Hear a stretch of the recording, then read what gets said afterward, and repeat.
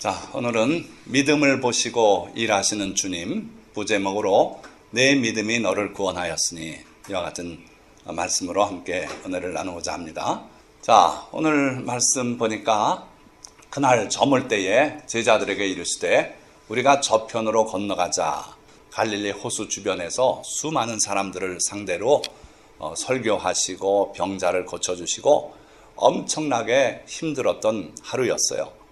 근데 그날이 이제 끝나가는 저물 때에 예수님께서 제자들에게 이르시되 우리가 저편으로 건너가자. 갈릴리 호수의 저 건너편. 이쪽은 평지고 들판이고 농사도 짓고 양도 치고 하는 지역인데 건너편은 산악지역이에요. 그 산을 넘어갔어야 비로소 사람 사는 곳이 나오고 그렇게 돼 있는 지역인데 그쪽으로 건너가시자 그러는 거예요. 무슨 의도가 있으신지 잘 알 도리가 없었어요. 그런데 예수님께서 건너가자 하시니까 그들이 무리를 떠나 예수를 배에 계신 그대로 모시고 가매 다른 배들도 함께 하더니 예수님의 명령이니까 제자들이 순종을 했어요. 자, 문제는 잘 갈 줄 알았더니 큰 광풍이 일어나며 물결이 배에 부딪혀 들어와 배 가득하게 되었더라.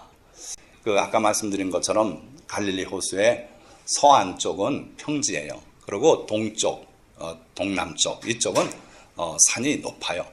그리고 갈릴리 호수 자체가 해발 마이너스 몇십 미터 되는 지점이고 저 동쪽, 동남쪽에 많은 산악지역이 밤이 되면 먼저 식어요. 아시죠? 육지가 먼저 식고 먼저 뜨거워집니다. 물은 좀 더디 뜨거워지고 더디 식죠. 자, 그러다 보니까 저녁이 되고 밤이 되면 먼저 식은 쪽에 공기가 차가워지고 무거워지면서 밑으로 쏟아져 내려와요. 그렇게 되면은 저 동쪽 끝에서 바람이 바다를 향해서 세차게 불어 들어옵니다. 그래서 갑자기 돌풍이 불고 그 갈릴리 호수가 막 풍랑이 일어나고 이런 경우들이 흔히 있어요. 그런데 이날도 큰 광풍이 일어났어요. 그래가지고 물결이 일어나고 배에 부딪혀서 배에 가득하게 되었더라. 자, 이 상황 속에서 예수는 뭘 하고 계셨는가 보니까 예수께서는 고물에서 베개를 베고 주무시더니 배가 출렁이고 파도가 일어나고 물결이 넘쳐 들어오는데도 예수님은 얼마나 고단하셨는지 주무시고 계셨어요. 그 하루가 그렇게 힘들었다고도 볼 수 있어요. 자, 그렇게 주무시니까 제자들이 뒤늦게 처음에는 배를 저어서 빨리 이곳을 벗어나려고 했겠죠. 그런데 안 되니까 뒤늦게 제자들이 예수님을 깨우며 이르되 선생님이여 우리가 죽게 된 것을 돌보지 아니하시나이까. 사람은 이러길 잘해요. 자기가 자기 힘으로 할 수 있다고 생각하고 애써서 해봅니다. 그러나 자기의 능력을 벗어나는 그런 어려움을 겪을 때는 뒤늦게 주님께 부르짖으면서 원망을 먼저 해요. 왜 우리가 이 꼴이 됐는데 거의 죽을 지경이 됐는데 주님은 잠만 주무십니까? 이런 원망조예요. 부탁하는 게 아니라. 자, 그러니까 예수님께서 깨어 바람을 꾸짖으시며 바다더러 이르되 잠잠하라 고요하라 하시니 바람이 그치고 아주 잔잔하여지더라. 이렇게 쉽게 가라앉을 바람이 아니고 파도가 아닌데 예수님께서 일어나셔서 꾸짖고 명령하니까 그대로 풍랑이 주저앉고 바다가 잠잠해졌더라 그랬어요. 자, 여기 우리가 눈여겨봐야 될 부분은 예수님께서 깨어 일어나셔서 바람을 꾸짖으셨대요. 꾸짖을 건 뭐 있습니까? 자연현상인데 그냥 바람이 부는구나. 이거 어떻게 좀 가라앉아야 될 텐데 이렇게 염려는 할 수 있겠는데 우리 인간은. 그런데 예수님은 바람을 보고 꾸짖으셨어요. 그런데 그 뒤에 보니까 바다더러는 잠잠하라 고요하라 하고 명령하셨어요. 왜 여기는 꾸짖고 여기는 명령하셨는가? 그냥 표현이 그렇게 된 건가? 그게 아니고요. 이 바람 뒤에 사탄이 작동하는 걸 주님은 아시고 보신 거예요. 그래서 그 바람을 꾸짖으셨어요. 바람 때문에 이 파도는 일어나는 겁니다.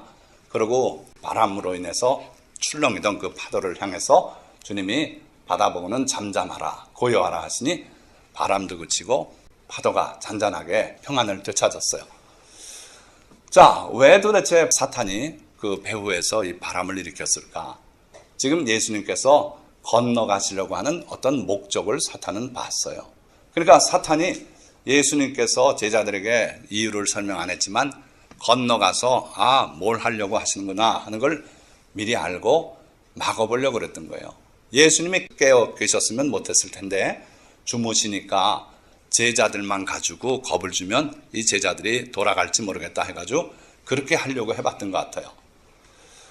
도대체 예수님께서 뭘 하려고 그러셨을까요? 바다 건너가서 오늘 본문 읽어보니까 거기에 거라사인, 광인이 있었어요. 미친 사람. 그 사람을 주님이 고쳐주시고 그 결과 그 사람이 그 지역에 이방 지역에 복음을 널리 전했어요. 예수님이 이런 일을 하셨다고. 그래가지고 그 이방 지역이 나중에 예수님께서 어렵지 않게 그 지역을 순회하시면서 복음을 전하실 수가 있었어요. 그러니까 그 놀라운 승리의 사건이 일어나지 못하도록 마귀는 미리 알고 바람을 뽀냈던 거예요. 우리가 인생을 살아나갈 때도 왜 이런 풍랑이 있는지 모르겠다 하는 그런 어려움이 다가올 때가 많아요. 우리는 모르는데 그 뒤에는 영적인 세계가 싸우고 있다는 걸 여러분들이 아셨으면 좋겠어요. 그래서 마귀는 우리가 그 일을 못하도록 그 일을 하면은 큰 승리가 있을 걸 알고 회방을 하는 수가 있어요. 예수님은 그걸 아셨기 때문에 그 바람 뒤에 있는 사탄을 꾸짖으신 거예요. 그러고 바다를 잠잠하게 하셨어요. 자, 그러니까 사탄은 이제 패하고 바다가 잠잠하게 됐어요. 이때 예수님께서 제자들에게 이르시되 어찌하여 이렇게 무서워하느냐? 너희가 어찌 믿음이 없느냐? 자, 우리가 네 믿음을 오늘 다루는데 첫째예요. 예수님은 직설적으로 믿음이 없다 그랬어요. 왜요? 믿음이 뭔데요? 믿음은 위기 앞에서 빛을 발하는 거예요. 평상시는 믿음이 있는 사람인지 잘 몰라요. 나나 너나 다 비슷해 보여요. 그런데 어려움이 다가왔을 때 그때 우리가 뭘 의지하고 무슨 행동을 하는가를 보면 믿음의 사람인지 세속적인 사람인지가 금방 드러나요.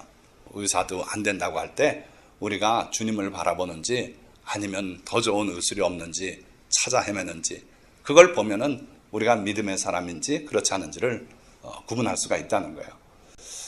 자, 이번에도 의사들은 별 끔찍한 얘기를 다 해요. 그런데 기도하니까 하나님께서 믿음을 주시고 평안을 주셨어요. 그래서 걱정하지 마라. 그래가지고 태어났어요. 아무 이상 없어요. 그 다음엔 또 의사가 무슨 얘기를 하냐면 청각기능 테스트를 했는데 불합격이래요. 애가 못 듣는데요. 큰일 났죠. 그런데 그때도 또 기도하니까 아무 문제 없을 것이다. 그래가지고 지금 어떻게 됐냐면 두 번째 테스트 하는데 그냥 합격. 그래가지고 지금 잘 자라고 있어요. 그러니까 우리가 위기 상황에 처할 때 우리가 뭘 하는가를 보면 믿음의 사람인지 아닌지 알 수 있다 이거예요. 믿음은 위기 앞에서 빛을 발하는 거예요. 위기가 왔을 때 무서워 떨고 그러니까 예수님께서 너희가 믿음이 없구나 이런 식으로 지적하신 거예요. 그들이 심히 두려워하여 서로 말하되 그가 누구이기에 바람과 바다도 순종하는가 하였더라. 그러니까 예수님에 대해서 제자들은 지금까지도 잘 몰랐어요.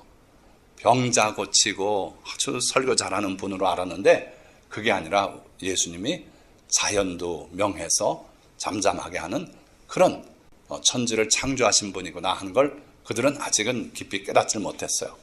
사실 마가복음은요 끝까지 가봐도 제자들이 믿음 없는 자라고 표현돼요. 놀랍게도 여인들이 가서 예수님 살아났다고 전해도 그래도 믿지 아니하더라 이렇게 기록이 되고 끝나요. 그리고 이제 요즘 보는 뒷부분이 새로 이제 후대 첨부가 되고 그랬는데 어쨌든 끝까지 안 믿은 믿음이 없는 사람들이라고 이렇게 칭해지고 있는 게 제자들이었어요. 그러니까 제자들의 믿음은 외적으로 남들이 볼 때는 믿음 있는 사람 같이 보여요. 예수님 곁에 머물죠. 예수님은 모시고 다니죠. 그러니까 큰 아주 된 사람처럼 그렇게 보이고 또 바다 건너가자 할 때 그들이 떠날 때 위풍당당으로 나갔어요. 그런데 실제로 위기 상황이 오니까 믿음이 없는 사람이라는 게 드러나고 말았어요. 그래서 여러분들도 어려운 상황 속에 놓여져 있을 때 주님을 바라보고 믿음의 사람으로 빛을 발하시도록 그렇게 하시기를 축원드립니다. 자, 두 번째 인물이에요. 예수님께서 바다 건너편 거라사이네 지방에 이르러 배에서 나오심에 드디어 건너편으로 도착했지요. 그리고 배에서 내리니까 그때 곧 더러운 귀신 들린 사람이 무덤 사이에서 나와 예수를 만나니라. 이거 잘 읽으셔야 돼요. 귀신 들린 더러운 사람이 아니고 더러운 귀신 들린 사람이 무덤 사이에서 나왔다 그랬어요. 주님은 이 귀신 들린, 그러나 쫓아내기만 하면 건져내질 수 있는 이 사람을 보고 가신 거예요. 한 영혼을 주님이 보시고 이 바다를 건너가신 거예요. 그걸 사탄은 막으려고 풍랑을 일으켰고 예수님은 사탄을 책망하시고 잠잠하게 하고 건너가셨어요. 그래서 갔더니 바로 이 사람 더러운 귀신이 들렸어요. 어떤 귀신이 들렸냐면요, 나중에 예수님이 물어보니까 너 누구냐? 이름이 뭐냐? 그러니까 나는 군대입니다. 많습니다. 예수님 앞에 뻐기고 겁을 주려고 그랬던 더러운 귀신이에요. 그리고 지역 사람들에게 횡포를 해요. 돌을 던지고요. 그리고 사람들 겁주려고 돌 가지고 자해를 하는데 온몸에 상처투성이에 피가 흐르고 그래가지고 사람들이 근처 가기를 꺼려했어요. 갈 수가 없었어요. 소리를 질러요. 고래고래 소리 지르고, 그러고 무덤 사이에서 살고 있다가 지금 예수님이 오시니까 거기서 뛰쳐내려왔어요. 제자들은 또 그걸 보고 놀라 자빠질 뻔했을 거예요. 흉측한 사람이 뛰쳐내려오는데 소리를 지르면서 돌을 던지고 흙을 뿌리고 하면서 내려오는데 아이고 빨리 배 타고 돌아가야겠다 하는 생각이 들었을 거예요. 자, 예수님께서 왜 도대체 이 사람을 찾아오셨는가? 예수님이 원래 있던 그 서쪽 그쪽에는 수만 명이 예수님을 기다리고 예수님 가시니까 왜 가시나 그러고 아쉬워하고 이랬는데 예수님은 결국 이 바다 건너와서 이 사람 하나 만나기 위해서 오셨던 거예요. 예수님께서 하신 말씀이 있습니다. 건강한 자에게는 의원이 쓸데없고 병든 자에게라야 의원이 필요하나니 내가 온 것은 죄인을 불러 회개시키러 온 것이다. 의인을 부르러 온 것이 아니다. 그러니까 예수님은 바로 이러한 사람 한 사람을 위해서 이 땅에 오셨다는 거예요. 한 사람 한 사람을 위해서. 그리고 또 비유로 말씀하실 때 양이 100마리가 있었는데 그 중에 한 마리를 잃었다. 그러면 그 목자는 99마리 양을 산에다 두고 그러고 가서 그 잃어버린 양을 찾도록 찾지 않겠는가. 그런 비유를 하셨어요. 그런데 예수님의 이 말씀이나 이 비유나 만약에 이런 사람에 대해서 주님이 관심이 없으셨다면 그 말씀은 그저 아름다운 미사여구에 그치고 말 거예요. 그런데 예수님은 그렇게 말씀하셨을 뿐 아니라 실제로 이 한 사람을 위해서 바다를 건너가서 그리고 이 귀신 들린 사람을 만나셨어요. 자, 그 사람은 무덤 사이에 거처하는데 이제는 아무도 그를 쇠사슬로도 맬 수 없게 되었으니 이는 여러 번 고랑과 쇠사슬에 매였어도 쇠사슬을 끊고 고랑을 깨뜨렸음이로라. 미쳤으니까 그 사람을 제어하려고 발에는 고랑을 채우고요, 손에는 사슬로 묶었어요. 그런데 이 사람이 그걸 괴력을 발휘해서 사슬을 끊어버려요. 고랑을 털어버려요. 차버리고 풀러버려요. 이러기를 한두 번 한 게 아니에요. 여러 번 했다 그랬어요. 그러고 하도 험악해서 다시는 이 사람을 붙들어 매놓을 생각을 못하고 무덤 사이에서 소리 지르고 자해를 하면서 그렇게 살았던 사람이에요. 밤낮 무덤 사이에서나 산에서나 늘 소리 지르며 돌로 자기의 몸을 해치고 있었더라. 불쌍하지 않습니까? 사람이 어떻게 해서 이 꼴이 됐는지 여기 성경은 그 이유를 설명하고 있진 않아요. 그러나 많은 경우 어떤 충격적인 사건 이후에 이렇게 사람이 정신적으로 무너져 내리고 그러고 귀신이 들어가서 이 사람을 지배하는 그런 경우들이 있어요. 그걸 과학적으로 설명하기가 어렵고 별소리 다 하는데 결국은 귀신 들린 거예요. 바로 이 사람이 그런 사람이었어요. 스스로 말하기를 나는 군대입니다. 많습니다. 이전에 그 거라사인 지방이 전쟁이 심했어요. 많은 전투가 있어서 그래서 수많은 군사들이 목숨을 잃고 그 억울하게 죽어갔던 그 영혼들이 귀신이 됐는지 그건 모르겠어요. 어쨌든 이 사람에게 귀신이 쓰여서 이 험악한 삶을 살고 있었어요. 자, 그런데 예수님께서 이 사람을 어떻게 하셨는가? 귀신 들린 사람도요, 정신이 온전할 때가 있어요. 항상 24시간 미쳐 날뛰지 않아요. 그러니까 어느 때는 자기가 스스로를 돌봅니다. 자기 몸을 들여다보고 내가 왜 이꼴로 이렇게 살고 있는가? 차라리 죽는 게 낫지 않겠는가? 별 생각 다 해봐요. 근데 언젠가 밑에 사람들이 지나가면서 얘기를 하는 소리를 들어보니까 나사렛 예수라는 분이 오셨는데 큰 선지자다. 그분이 귀신 들린 사람들 말 한마디로 귀신 쫓아내 주시고 온전하게 되었단다. 그런 얘기를 하는 걸 이 사람이 들었을 거예요. 그래서 언젠가 주님이 나를 향해 오시지 않겠는가, 이런 소망도 가져보고, 이건 제 상상이에요. 그 사람의 애달픔을 주님이 보셨다는 거예요. 주님은요, 우리하고 달라서 떨어져 있고도 우리를 보시는 분이에요. 우리가 주를 피해서, 주의 영을 피해서 바닷가에 가 있을지라도 거기도 주님이 계시다 그랬어요. 내가 비둘기 날개를 치고 새벽 날개를 치고 날아가더라도 거기도 주님이 와 계시고, 내가 스올 깊은 무덤 속에 들어가 있어도 거기서도 주님의 영이 나와 함께 하신다고 고백한 시편이 있어요. 그러니까 주님은 이 귀신 들린 사람의 애절한 심정을 멀리서도 아셨어요. 그래서 이 사람을 찾아 지금 배를 타고 저편으로 건너가자고 말씀하신 거다 이거예요. 자, 그가 멀리서 예수를 보고 달려와 절하며, 이 사람이 평소에 얼마나 예수님을 만나 뵙고 싶었는지 예수님께서 배 타고 오시는 걸 알고 상륙해서 발을 디디니까 멀리서 예수님을 보고 달려왔다 그랬어요. 이땐 정신이 온전했던 것 같아요. 예수님께 내가 나가야 된다. 예수님을 만나야만 내가 산다. 그래서 예수님을 향해 달려왔어요. 자, 그러면서 큰 소리로 부르짖어 이르되 지극히 높으신 하나님의 아들 예수여, 나와 당신이 무슨 상관이 있나이까? 원하건대 하나님 앞에 맹세하고 나를 괴롭히지 마옵소서. 와서 하는 소리가 이래요. 기대했던 내용이 아니죠. 나와가지고 예수님 감사합니다, 저를 찾아오셨군요 그러고 그래야 마땅한데 지금 영뚱따지 같은 소리를 해요. 그러니까 귀신에 집힌 사람, 귀신에 사로잡힌 사람 이야기는요, 횡설수설합니다. 저희 외할머니가 옛날에 강원도에서 귀신 들린 사람을 많이 쫓아내고 치료하신 경험이 있어요. 귀신이 먼저 알고 우리 외할머니 오신다 그러니까 오시지 못하게 하라고 가마솥에 물을 끓이면서 손 담근다고 오시면 그렇게 막 못 오시게 하라고 난리치고, 그래도 우리 외할머님이 그 50리길을 걸어서 찾아가서 그 사람 앉혀놓고 찬송 부르기 시작하고 하면은 순종해요. 꼼짝 못해요. 대화를 합니다. 너 누구냐? 그러면 제가 누군데 억울합니다. 그 소리도 지르고 울기도 하고요. 나가라 그러면 제가 어디로 가란 말입니까? 하소연도 하고. 그게 귀신 들린 사람의 모습이에요. 그래서 이 사람이 지금 뚱딴지 같은 소리를 해요. 지극히 높으신 하나님의 아들 예수여, 나와 당신이 무슨 상관이 있나이까? 하나님께 맹세하고 나를 괴롭히지 마옵소서. 고쳐주길 바라던 그 심령은 어디 가고 귀신의 소리를 하는 거예요. 이는 예수께서 이미 그에게 이르시기를 더러운 귀신아 그 사람에게서 나오라 하셨습니다.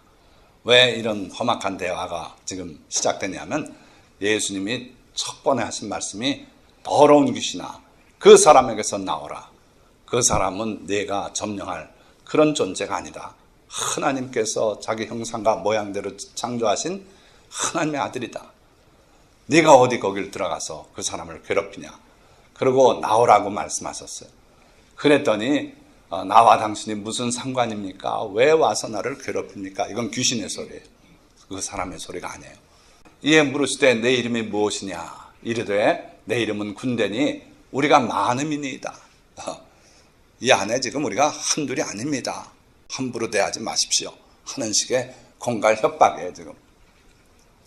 그러면서 자기를 그 지방에서 내보내지 마시기를 간구하더니 우린 여기 떠나서 갈 데가 없습니다. 뭐 이런 식으로 별 소리를 주저리 늘어놓기 시작하는 거예요.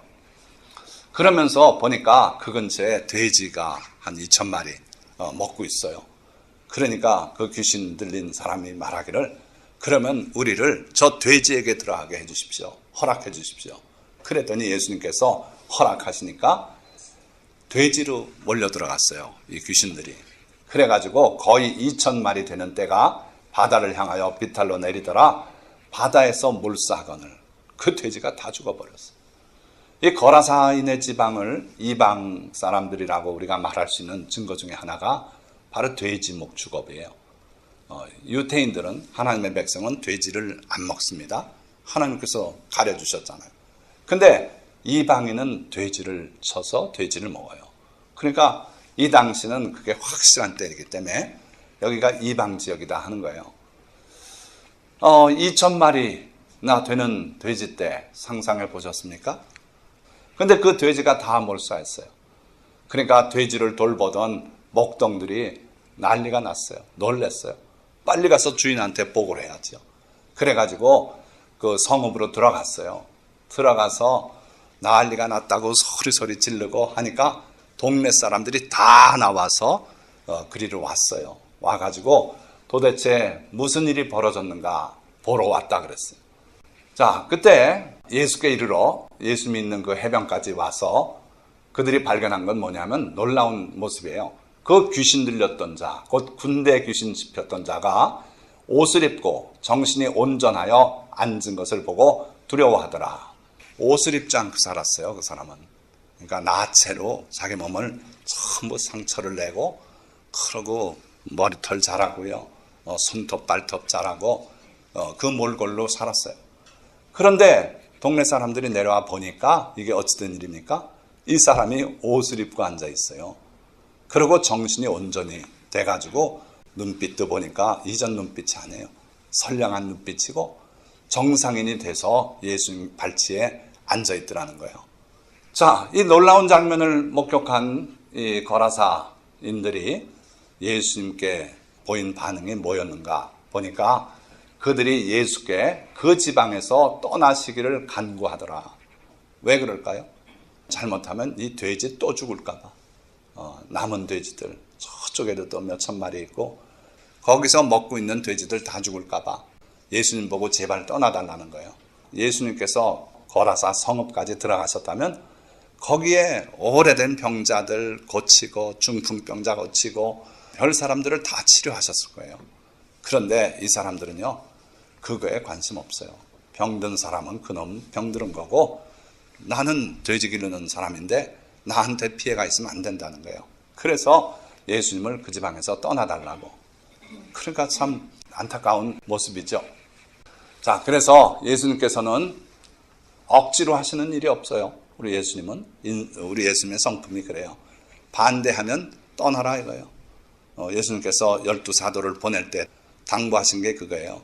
어느 성읍이든지 들어가서 너희를 영접하면 그 집사람을 위해서 복을 빌고 그 중에 병자를 고치고 귀신 들린 자를 쫓아내주고 그러고 천국이 가까이 왔다고 전파해라.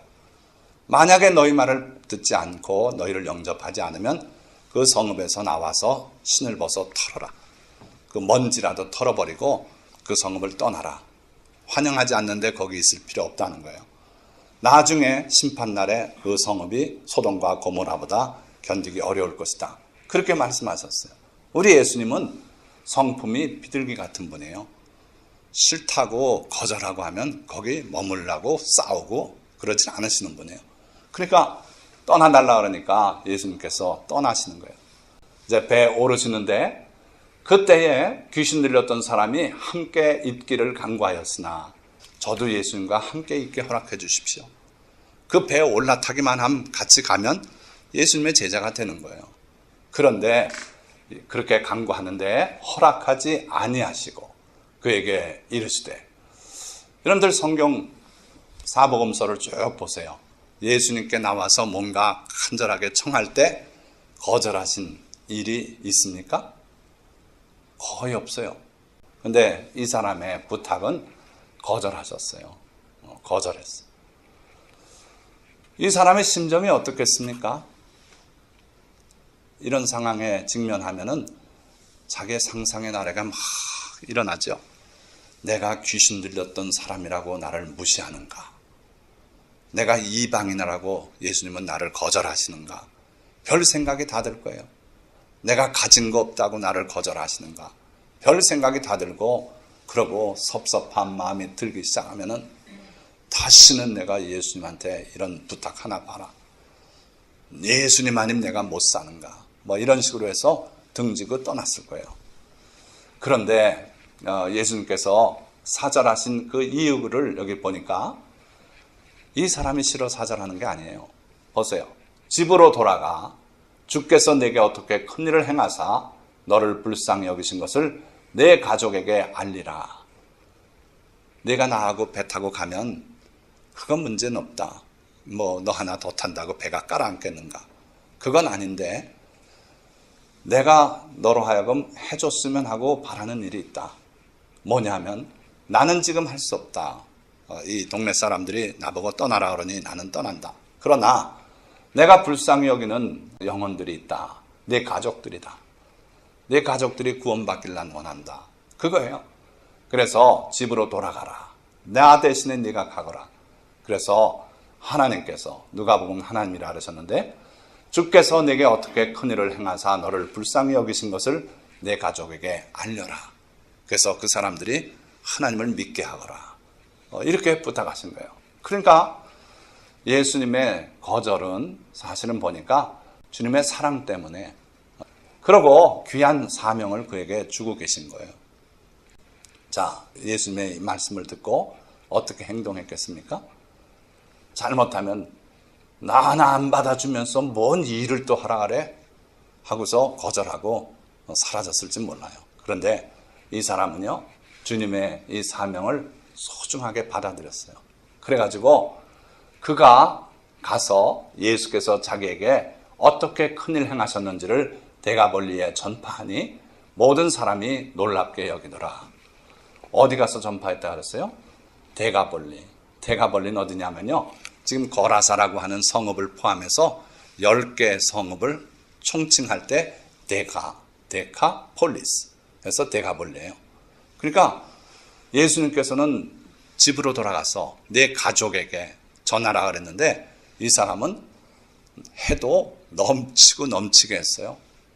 자기 가족뿐 아니라 그 거라사 성읍 안에 다 전파했고요. 그러고 나아가서 지역의 10개 도시에 돌아다니면서 다 전파했어요. 그래서 모든 사람이 놀랍게 여기더라. 이 사람이 도대체 어떤 사람이길래 이런 일을 했는가? 예수님을 만나서 변화됐기 때문이에요. 이 사람이 예수님을 안 만났으면 이런 일 할 수 없죠. 이런 일 안 하고 남이 어떻게 됐더라 하는 얘기 전해가지고는 힘이 적어요. 내게 주님이 어떤 일을 하셨다. 내가 이런 주님을 체험했다. 이 간증이 가장 힘 있는 간증이에요. 그래서 예수님을 만나 변화됐기 때문에 그는 다니면서 곳곳에 전파했어요. 나중에 7장에 보면 예수님께서 이상한 코스로 순회 전도를 하신 걸 볼 수 있어요. 저기 두로 지방에서 시돈을 거쳐서 데가볼리 지역으로 해서 갈릴리로 돌아오셨다. 그 지도를 놓고 보면요, 나선형으로 저 북쪽으로 해서 이 동쪽으로 해서 뱅 돌아가지고 갈릴리 본고장으로 돌아오신 거예요. 그때 데가볼리 지역을 통과하셨는데 이 사람이 복음을 전해놔서 그 많은 사람들이, 그 지역 사람들이 예수님을 보고 싶어서 몰려 들어와서 그들을 위해서 주님이 사역을 했던 거예요. 그러니까 참 놀라운 분이다. 저는 그렇게 봐요. 넘치는 충성을 했고, 그리고 다니엘서에 말하는 많은 사람을 옳은 대로 돌아오게 한다는 별과 같이 영원토록 빛나리라 말씀한 사람 중에 한 사람이 이 사람 아닌가. 주님이 내 가족에게 전하라 했는데 가서 그렇게 널리 전했어요. 예수님과 함께 그 배에 올라서 따라갔다면 어쩌면 사람들이 저 사람이 그 귀신 들렸던 사람이래 그러고 말거리는 되고 구경거리는 됐을 거예요. 마치 서커스단에 재주 피우는 원숭이 노릇은 했을 겁니다. 그러나 이와 같은 큰일은 못했잖아요. 예수님 따라갔으면. 그러니까 예수님이 사절하신 그 사절이 참으로 놀라운 축복의 기회고 충성할 수 있는 그런 기회였고, 그 사명을 이분은 또 그렇게 잘 감당해서 이와 같이 복된 성과를 낼 수 있었어요. 자, 그러고 예수님은 결국은 배를 타시고 다시 맞은편으로 건너가시니 원래 있던 지점으로 가셨어요. 돌아갔어요. 그랬더니 큰 무리가 그에게로 모이거늘 이렇게 말씀했는데 누가복음은 또 이렇게 표현되어 있어요. 예수께서 돌아오심에 무리가 환영하니 이는 다 기다렸음이로라. 사람들이 거기서 기다리고 있었어요. 예수님 배 타고 떠나는데도 헤어지질 않고 돌아오시겠지. 그러고 기다리고 있었어요. 그리고 그들은 예수님이 돌아오시니까 환영했다 그랬어요. 자, 생각해 보세요. 예수님께서 왜 환영받지 못할 그 건너편으로 가셨는가? 뭘 하려고 가셨어요? 그 미친 사람 한 사람 만나려고, 그 사람 고쳐주려고, 그러고 다시 돌아오셨어요. 환영받지도 못하는 이방인의 땅에 가셨던 이유는 그 사람 한 사람 때문이에요. 그러니까 예수님의 교훈은 빈말이 아니에요. 한 사람의 영혼이 천하보다 귀하다고 주님 말씀했어요. 그래서 그 말씀을 그대로 주님은 실천하시는 분이에요.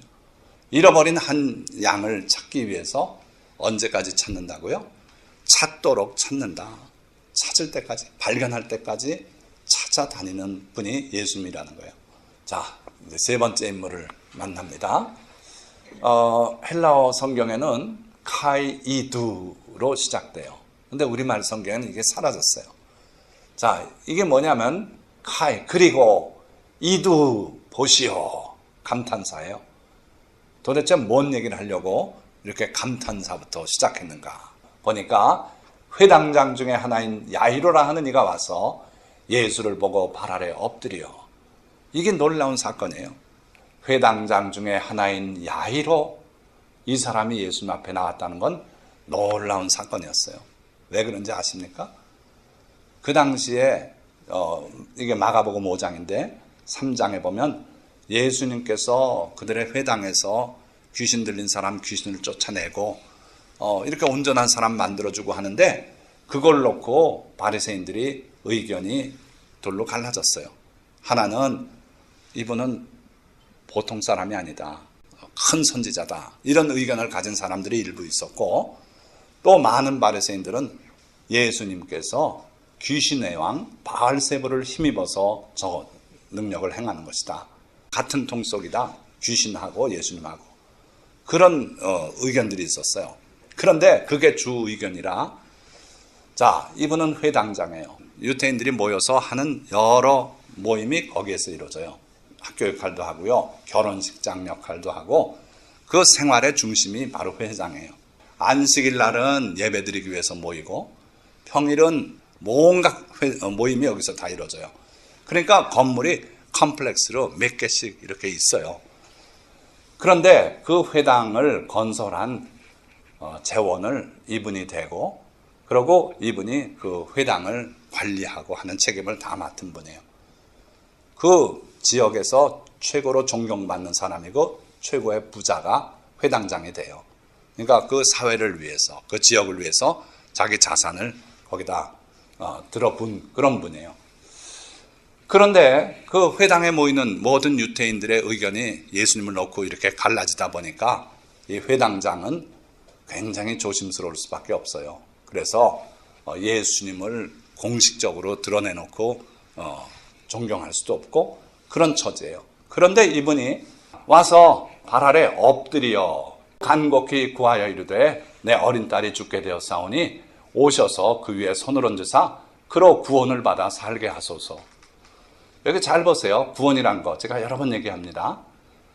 우리는 자꾸 천국 가는 것만 구원받았다 생각하는데 이 땅에서 어려움을 주님이 해결해 주실 때 그걸 구원이라 그래요.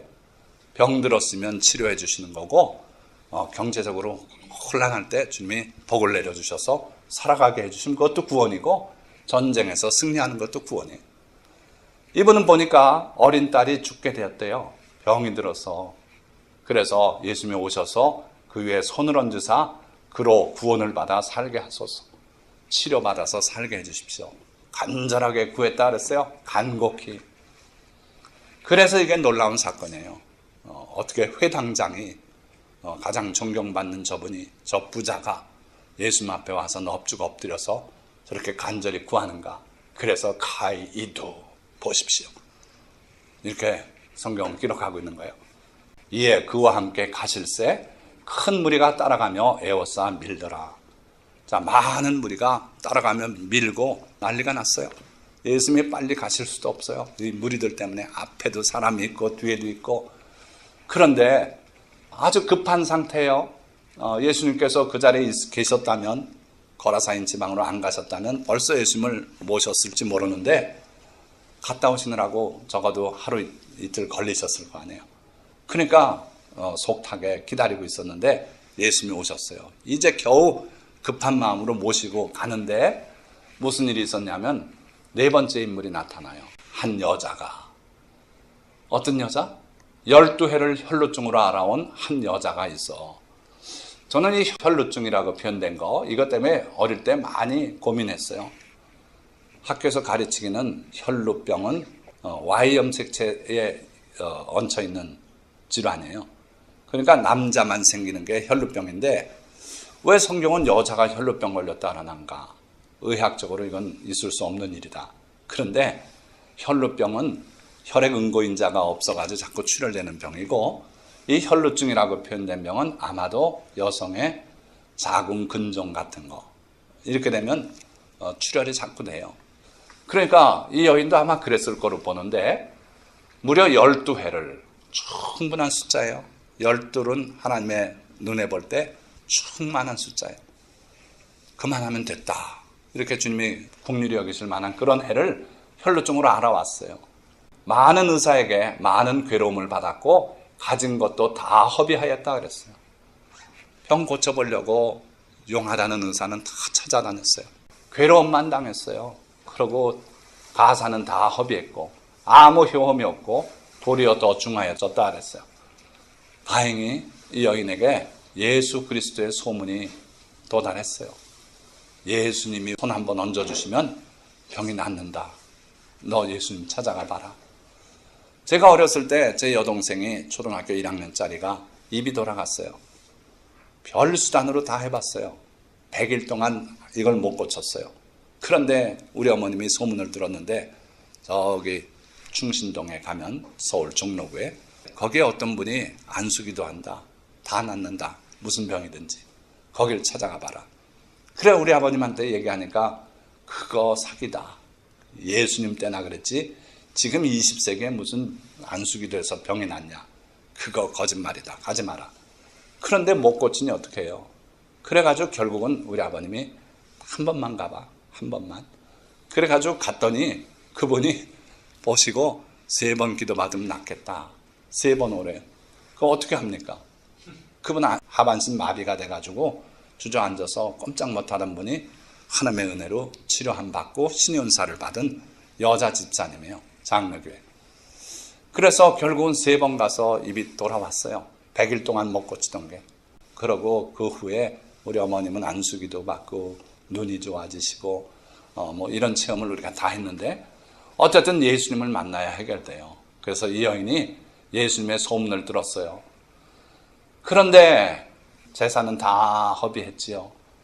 그러고 이렇게 자꾸 출혈이 되면 구약 성경에 하나님의 율법에는 어떤 상태냐면 그 사람이 앉은 자리도 부정해지고요. 하나님 앞에 예배드리러 못 나오게 돼 있어요. 그런데 예수님께서 지금 야이로의 딸을 고치러 가시는데 그분을 접촉하고 그분이 나한테 안수하고 하면 그분이 부정타면 아무 일도 못 하실 텐데 이런 염려를 한 것 같아요. 그래서 예수님께 다가가는데 무리 가운데 끼어서 뒤로 왔다 그랬어요. 뒤로. 야이로는 어떻게 왔습니까? 예수님 앞에 당당히 나와서 겸손하게 엎드리긴 했지만 앞으로 왔어요. 누구든지 앞으로 와서 만나지요. 뒤로 가서 만나는 사람 어디 있습니까? 그런데 이 여인은 자기 형편이 그렇지 못해서 뒤로 가서 그것도 예수님 보고 저 좀 안수해 주십시오. 이런 소리 못하고 자기가 예수님의 옷 가상자리에 손만 한번 대면은 내 병이 낫겠다. 이런 생각을 한 거예요. 이 정도 가진 예수님 부정 안 타겠지. 이런 생각을 한 것 같아요. 그래서 그 옷에 손을 댔다 그랬어요. 자, 우리가 앞에서 봤던 야이로하고 이 여인하고 공통점은 뭐고 차이점은 뭡니까? 공통점은요. 사람이 할 수 있는 수단을 다 해본 거예요. 그런데 안 난 거예요. 또 하나의 공통점은 그래서 포기하지 않고 예수님께 나온 거예요. 이게 이분들의 공통점이에요. 전혀 다르죠, 형편은. 다른 점은 뭡니까? 야이로는 부자고 이 여인은 가난했어요. 그리고 야이로는 존경받는 사람이었고 이 여인은 부정한 여인이었어요. 야이로는 앞으로 왔고 이 여인은 뒤로 왔어요. 차이점 많아요. 그런데 두 사람이 다 예수님의 은혜를 체험했는데 그렇다면 공통점이 있어서 체험했을 거 아니에요? 차이점 말고 예수님께 결국 나왔다는 거예요. 그러니까 어려움이 있을 때 예수님께 나가면은 아까 그 거라사인의 광인도 그렇잖아요. 예수님께 달려 나와서 결국은 고침받고 훌륭한 사람이 됐어요. 그러니까 우리가 어려울 때 예수님께 나가면 돼요. 그러면 은혜를 체험하고 큰 변화를 겪게 되는 거예요. 왜 여인이 이런 행동을 취했을까? 내가 그의 옷에만 손을 대어도 구원을 받으리라 생각함일러라. 천국 간다가 아니라 이것도 역시 구원이 뭐라고요? 실제 생활에 필요를 주님이 채워주시는 거예요. 그래서 치료함을 여기 말하죠. 그의 옷에만 손을 대어도 예수님께서 거창하게 막 손을 얹고 안수해주고 이렇게 안 해도 내가 그 옷에만 손대도 병이 낫겠다. 이 여인의 생각이 모든 다른 사람들과 달랐어요. 내가 예수님의 옷에 손만 대도 낫겠다. 이런 엉뚱한 생각을 한 거예요. 독창력 있는 믿음이에요. 놀랍지 않습니까? 그러니까 믿음은 뭐 어떤 전형에 들어맞아야 믿음이 아니에요. 주님을 향해서 놀라운 이런 생각을 가져도 그게 믿음으로 주님이 인정하시는 거예요. 자, 이에 그의 혈루근원이 곧 마름에 병이 나은 줄을 몸에 깨달으니라. 그 손대는 순간에 전류가 팍 흐르는 것처럼 느껴지고 몸이 나버렸어요. 자, 여기도 믿음이 뭡니까? 아까 제자들에게 대해서는 믿음은 어려운 상황 속에서 빛을 발하는 거라 그랬죠. 위험한 지경 앞에서.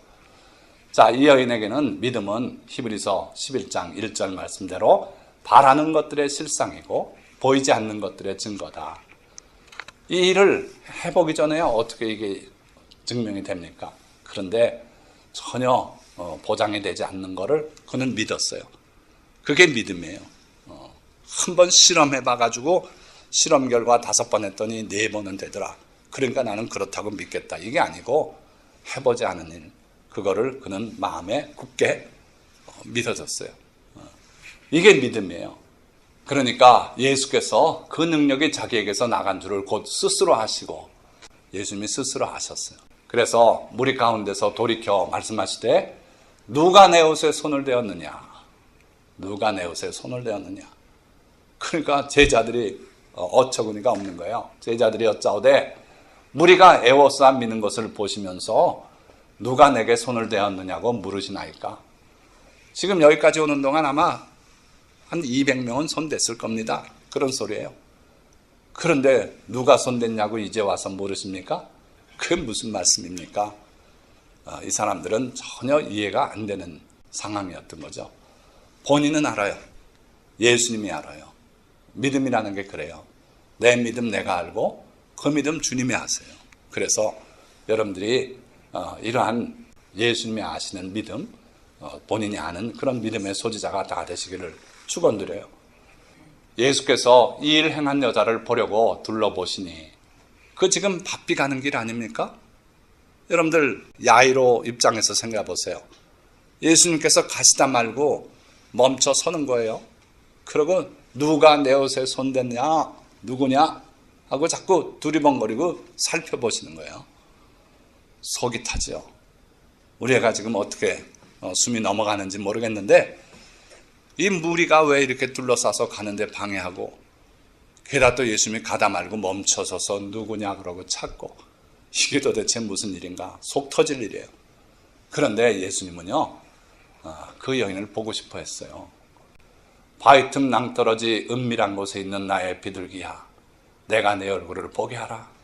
내 소리를 듣게 하라. 내 소리는 부드럽고 내 얼굴은 아름답구나. 무슨 말씀인지 아세요? 아가서 솔로몬이 연애할 때 썼던 그 연애 시들이에요. 이게 성경에 들어와 있어요. 그래서 많은 사람들이 이건 성경에서 뺐으면 좋겠다. 개인의 연애사를 왜 성경에 넣는가? 그런데 하나님께서 우리를 사랑하는 사랑이 여기에 많이 비유가 돼요. 그래서 예수님께서 지금 그 놀라운 믿음으로 자기의 치료의 능력을 훔친 그 여인을 보고 싶어 하셨어요. 마치 낭떠러지 바위 틈에 숨어있는 그 처량한 비둘기 같은 이 여인아, 내가 내 얼굴을 보게 하라. 일어나거라. 내 소리를 듣게 하라. 내 소리는 부드럽고 내 얼굴은 아름답구나. 남들은 볼 때 오랜 세월 피 흘리고 해서 빈혈로 얼굴이 허옇고 쪼그라지고 보잘것없다고 보지만 나는 내 얼굴이 보고 싶다. 내 얼굴은 아름다운 얼굴이다. 내 음성을 듣고 싶구나. 이렇게 주님이 찾으셨던 거예요. 자, 여자가 자기에게 이루어진 일을 알고 두려워하여 떨며 와서 그 앞에 엎드려 모든 사실을 여쭈니, 이 여인도 역시 바닥에 엎드렸어요. 주님 앞에 엎드려서 그 모든 사실을 다 고백했어요. 속 타는 사람 야이로, 그 얘기를 왜 여기서 지금 늘어놓는가? 12년 동안 있었던 일을 왜 지금 시간을 끌고 얘기하는가? 정말 속상한데 주님은 그 얘기를 듣고 싶었던 거예요. 그래서 여기서는 간단하게 모든 사실을 여쭈니 했는데 얼마나 긴 얘기가 되지 않았겠습니까? 그러니까 예수님께서 다 들으시고 이르시되 딸아, 내 믿음이 너를 구원했구나. 평안히 가라. 내 병에서 놓여 건강할지어다. 자, 이 병은 나았는데 주님께서 무슨 말씀을 하는 겁니까? 앞으로는 어떤 병도 너를 건드리지 못할 것이다. 건강한 여인이 되거라. 그리고 주님이 복을 내려주셨어요. 병 무서워할 거 없어요. 혈루병뿐만 아니라 다른 모든 병에서 놓여서 건강하라 말씀하신 거예요. 자, 이때 놀라운 비보가 날아왔어요. 회당장 집에서 사람들이 와서 회당장에게 이르되 당신의 딸이 죽었나이다. 어찌하여 선생을 더 괴롭게 하나이까? 죽었다는 거예요. 그 소식을 전하려고 사람이 온 거예요. 자, 우리 주님은요, 우리의 믿음이 얼마나 견고한 믿음인지를 흔들어 보기를 좋아하셔요. 이 믿음이 진짜인가 아닌가를 꼭 흔들어 보셔요. 저 같은 경우는 주님이 고치셨다는데 서울대학교 들어가는데 지장 없이 고치셨다더니 중증이 무슨 소린가? 왜 휴학을 하란 말인가? 그런데 결국 그때 주님을 믿고 의지하니까 해결되잖아요. 제 마음에 처음으로 하나님의 음성을 듣게 하셨잖아요. 여기에 보건진료소라는 게 있으니 찾아가 보거라. 제가 어떻게 하나님 음성을 듣습니까? 저같이 둔한 사람이. 근데 그때로부터 하나님의 음성이 때때로 그렇게 들려왔어요. 자, 그러니까 야이로는 기껏 이제 주님 만나서 주님을 설득해서 자기 집으로 모셔가니까 이제는 살았겠다 했는데 죽었다는 거예요. 그러니까 그 자기의 믿음이 어떻게 됩니까? 일순간에 흔들려요. 그때 예수께서 그 하는 말을 곁에서 들으시고 회당장에게 이르시되 두려워하지 말고 믿기만 하라. 마지막 흔드시면서 주님이 곁에 계셔서 도와주세요. 그러고 집에 들어갔어요. 갔는데 회당장의 집에 함께 가사 떠드는 것과 사람들이 울며 심히 통곡함을 보시고 예수께서 그들을 다 내보내신 후에 들어가서 이 소녀의 손을 붙잡고 이르시되 달리다금 하시니 번역하면 내가 네게 말하노니 소녀야 일어나라. 얘가 곧 일어나서 걸으니 나이가 12살이라. 사람들이 곧 크게 놀라거늘 정말 놀라운 일이에요. 자, 네 사람의 믿음을 다 소개했어요. 여러분들 이들의 믿음이 보입니까? 이 사람들 어땠어요? 제자들 첫 번째 부류. 예수님이 믿음이 없다 그랬죠. 전혀 믿음이 없는 사람은 아닐 겁니다. 근데 예수님의 기준이 제자들이라 더 높았는지 몰라요. 귀신 들린 사람은 기가 막히게 알아서 지극히 거룩하신 하나님의 아들이시여 나와 당신이 무슨 상관입니까? 부르짖는데 제자들은 그걸 몰랐어요. 그냥 병 고치는 정도의 능력의 선지자인 줄 알았어요. 그래, 믿음이 없는 사람들이라고 칭함을 받았죠. 자, 이 거라사인은 어땠습니까? 주님 만났을 때 그에게 달려 나왔고, 그러고 치료함 받았고, 그러고 사명을 받았을 때 그 사명을 넘치게 감당했어요. 그래서 별과 같이 영원토록 빛나는 그런 귀한 믿음의 사람이 됐죠. 야일은 어땠습니까? 예수님을 드러내놓고 믿을 수 없는 그런 신분의 사람인데 거기 개의치 않았어요. 예수님께 나왔어요. 나와서 결국은 예수님을 모셔서 고침 받았잖아요. 이 여인은 병들고 가난하고 아무것도 내세울 게 없는 그런 여인이었지만 예수님의 능력을 믿고 나오긴 다 똑같아요. 모든 사람들이 이 세 부류가 그래요. 그래서 결국은 믿음은 딴 거 없다. 각자 처지가 다르고 관습도 다르고 생각하는 바도 달라도 예수님을 향해서 다가가는 뜨거운 마음이 있으면 그게 믿음이에요. 예수님은 바로 그걸 보고 일하신다 이거예요. 말씀을 맺습니다. 자, 예수님은 창세전부터 하나님과 함께 계셨고 그리고 장차 세상을 심판하러 오실 분이세요. 그런데 그분은 우리의 믿음을 보시고 긍휼을 베풀고 일하시는 분이에요. 주님의 동의는 딴 거 없다. 믿음 보시는 거예요. 할 수 있거든이 무슨 말이냐. 믿는 자에게는 내가 능치 못함이 없다. 거라사 광인의 믿음을 보시고 건너가서 구원해 주셨고 야이로의 믿음을 보시고 그의 죽은 딸을 살려주셨고 믿음으로 옥가에 손댄 여인을 치료하시고 축복하셨어요. 우리가 어떤 처지에 있든 주님을 믿고 나오면 주님은 우리의 믿음을 보고 일하실 거예요. 다들 믿음의 사람이 돼서 주님이 기억하시고 기뻐하시고 여러분들을 위해서 큰 일을 행하시기를 주님의 이름으로 축원드립니다. 자, 기도하겠습니다.